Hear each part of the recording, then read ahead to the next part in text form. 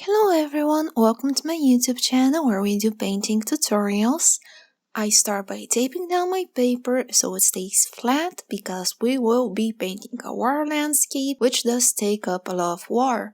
I start by coloring the bottom of my river with some grassy green or apple green. I'm not really sure what this one is called, but it's the brightest green I have in my set. And I apply it using horizontal motions. And I do these two lines sort of, which are going to be the highlights, and then I sandwich them between some earthy green, which is my next shade that is slightly darker from the set. Again, keep that horizontal motion, and I'm just applying it between those two big bright green highlights, and I add a small bit of cadmium yellow into my brightest green. Then for everything else, I use helium blue reddish, which is my darkest blue. I apply it around the riverbanks, and all of the spaces that are left blank pretty much, I'm going to use this as my shadow. So if I may suggest, if you're not too sure, use a bit less of your shadows because you can always do more layers to darken it up, but once you go very dark, you can't really lift it up and fix it or paint over it. It's done. So my best tip, if you're struggling, just work slowly, layer by layer, and you should be fine. Then I start blending from bright to dark, so I start from my bright green highlights, and then again using that horizontal motion, I blend it towards my dark blue.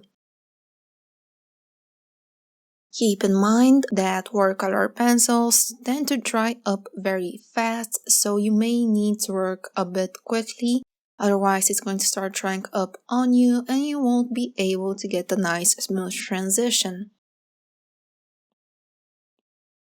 Also, I'm using a synthetic brush for this, and the reason is it doesn't hold as much water, and after a bit it dries up and I need to wet it. But once it dries up, it skips patches of the paint and it leaves this very natural looking highlight that mimics the way water tends to sparkle once the light hits it. So it's just a neat little trick I'm using. That way I get the white of the paper preserved, I get my highlights, and I don't need to use white gouache or acrylic or a white marker to add those sparkles in the water afterwards. While it dries, I take my bright grassy green and I color off the greenery I have in the background with it.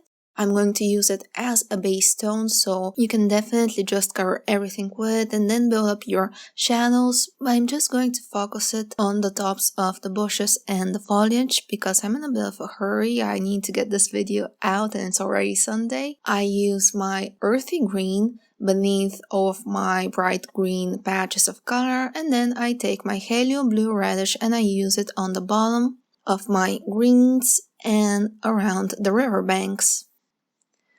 In the reference picture, there is like this, I don't know, maybe a willow tree that is coming from the top and covering part of the frame, so I'm going to use my dark blue for that part on the top as well. I add some random highlights with my cadmium yellow, and I use a bit of cadmium orange on top of my dark blue because blue and orange make a dark gray, which is going to be my shadow color. And I add a very small amount of black just right around the riverbanks where the bushes start, where the roots are.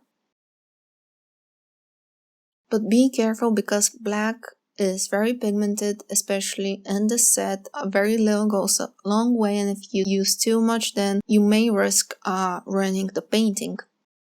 I get my brush and I start activating my colors again from light to dark, but this time I'm using a tapping motion.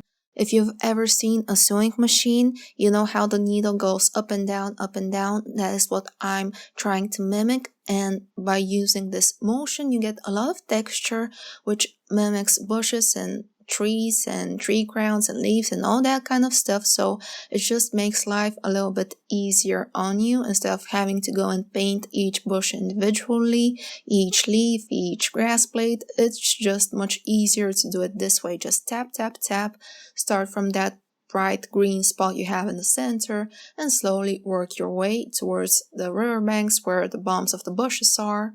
Then clean the brush each time you go from a dark area back to a bright one, otherwise you risk contaminating it and you won't get your highlights. It's all going to look pretty much a solid block of color, which we don't really want. We like contrast. So just keep tapping, and I do that big tree that's coming over for last. Just randomly tap over it, scribbling and swirling your brush in random circles. That also helps. Texture is your friend for when you're painting vegetation. Just want my river to be smooth, that's why I use the horizontal motion for that. But for leaves, you can go pretty much wild. Once it dries, I take a scrap piece of watercolor paper and I apply my colors on it. I apply my helium blue reddish, my earthy green, some cadmium orange, and black.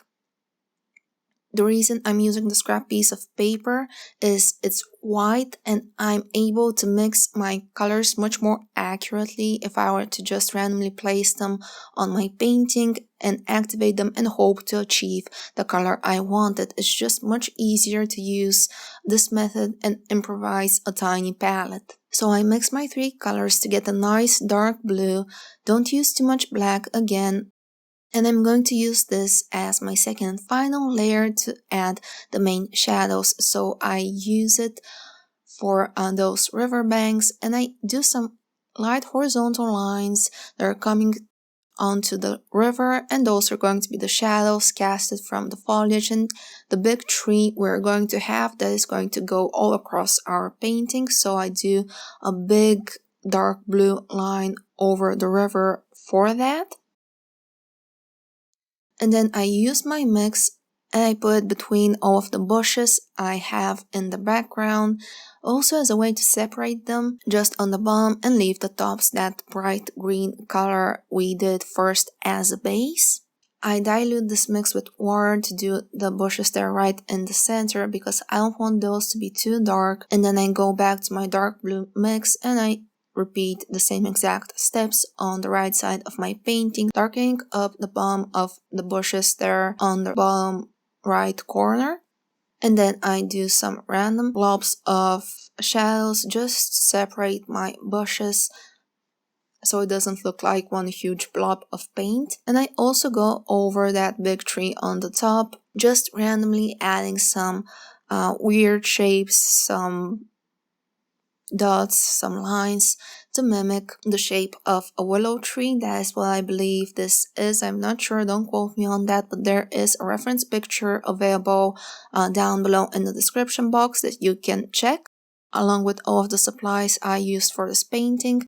I add some lines horizontally with this dark blue mix over my river for more shadows. If they don't blend smoothly, you can just try to take off some of the paint with a dry brush while the paint is still wet. That is very important, and you can try to scrub it in with your brush. Once everything has dried, I add a bit more blue and a bit more black because I ran out of my mix, and I use it to paint that big tree I have coming across my entire painting. And if drawing is not your thing, there is going to be a traceable available over at my Patreon page, Sunshine Arts, and by doing so you also help support me and the channel. The reason I love working on sketchbooks rather than separate pieces of paper, I can always rotate the sketchbook to paint in a position that is comfortable to me and reach off the corners of my painting like you see me doing with the tree. Remember to make the bottom of the trunk thicker than the top branches, and you can add as many or as few as you like. I'm going to add some tiny ones popping from the center of the tree, and then I'm going to add more twigs and branches. They're randomly popping through the bushes. And the one on the right side and a bit too bright, you could still see the white of the paper in some places, so I just slightly go over with my grassy green, and I'm gonna leave it like that. I'm not going to activate it because again, this is nature and I like texture and contrast, so I'm just gonna leave it like that. Lastly, I slowly peel off the tape in the opposite direction to avoid ripping apart my paper, and that's it. I'd like to give a very special thank you to my patrons for the month of March, and thank you all for watching. We'll see each other in the next video. Bye bye.